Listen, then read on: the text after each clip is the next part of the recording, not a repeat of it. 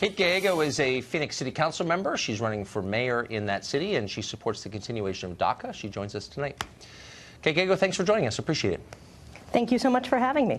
So trying to think through how legalizing people who are here illegally helps American citizens. And in Arizona, we have some data on this because the state passed, as you know, one of the toughest anti-immigration laws in the country in 2010. And the effects of that have been studied, and here's what they showed. There was a short-term labor shortage, obviously. People here to work, they can't work. There was a labor shortage. But over time, automation made up for it, and wages went up for American workers. Costs, meanwhile, went down. Prison costs went down, education costs went down dramatically by hundreds of millions of dollars. So given that we know that, why does it help the economy to legalize people here illegally? Right now, the city of Phoenix is the fastest growing city in the entire country. We added more people in 2016 than on any other city, and we're constrained by our workforce right now. We just had some folks from the home building industry come into the city of Phoenix and say, we could do so much more if we had a larger construction workforce. We could be creating jobs, we could building new affordable homes for people to live in, but we don't have the workforce we need. And they said that the point that they really feel like it's changed was not having enough people through immigration. Yeah. We're well, a lot of employers, I bet they feel that way. Arizonans are way. losing out. Yeah. A lot of employers make that case, and they mean it. They want, obviously, cheaper labor. I think all employers do. Why wouldn't they? But if that's true, if more illegal immigrants make a place richer, then how many specifically do you think Arizona or Phoenix needs? How many illegals do you need in your city to make it richer? Would more be better? How about 10 million? Would that make it even richer?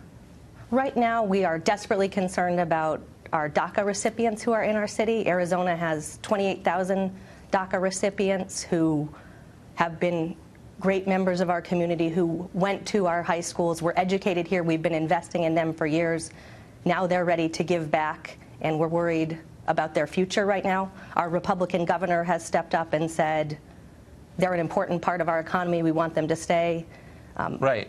But you just said, I just want to get to the nub of it, though, because I think it's a big deal. I mean, once you legalize people, they vote, they bring their relatives, it changes a place, maybe for the better, maybe for the worse, but we should be clear about the effects, I think. I think you'd agree.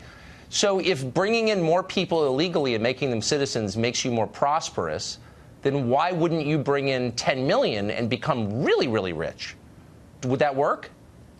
Immigrants have been amazing contributors to our community. If you look at some of the data from Forward.us, Mark Zuckerberg's organization, so many of the entrepreneurs who've built our tech economy came here through immigration.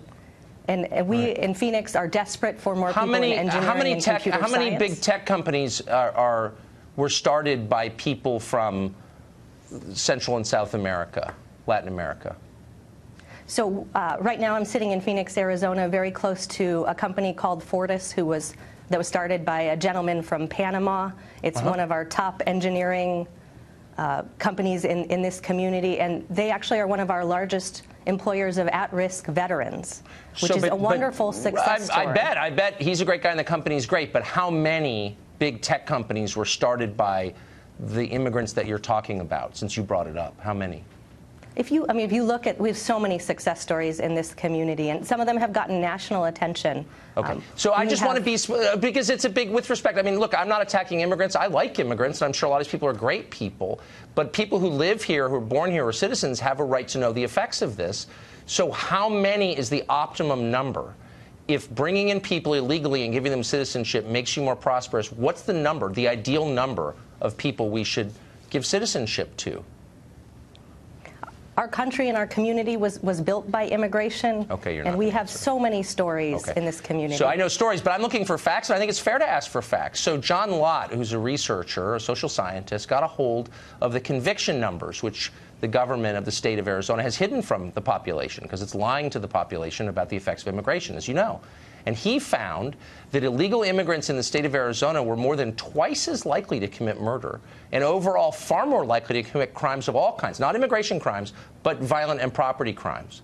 So given that, those are facts, how can you reassure the residents, the legal residents of Arizona of all backgrounds, that this is good for them? I don't understand. We and cities throughout our community have seen great success stories when people feel like they can work with the police department and there's trust. So we've had folks who did not have legal immigration status but were willing to work with our police department and have been very important in helping us, particularly with drug-related crimes. But do you acknowledge? Do you acknowledge the reality of what I just said? So this study, which got a hold of Arizona state numbers, which I think are legitimate, says that people illegally in Arizona are far more likely to commit serious crime.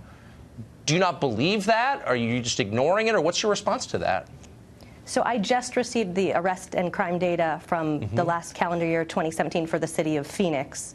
And that wasn't what we found in the city of Phoenix. Unfortunately, violent crime was led by people who live here and who were born here. That's not the question. Were people who were there illegally more likely or less likely to commit serious crimes in the city of Phoenix? Are you really saying they were less likely? I don't think that's what the numbers show. Our 2017 numbers tell a very different story than the story that that researcher is telling you.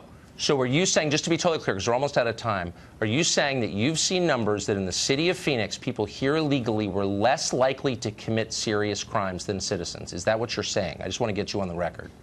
I'm saying we need comprehensive immigration reform, and it will help. Oh, you're slipping out of the question. I'm asking a very simple question, and you're not giving me a real answer, and I think that tells the whole story. Thanks for joining us. I appreciate it.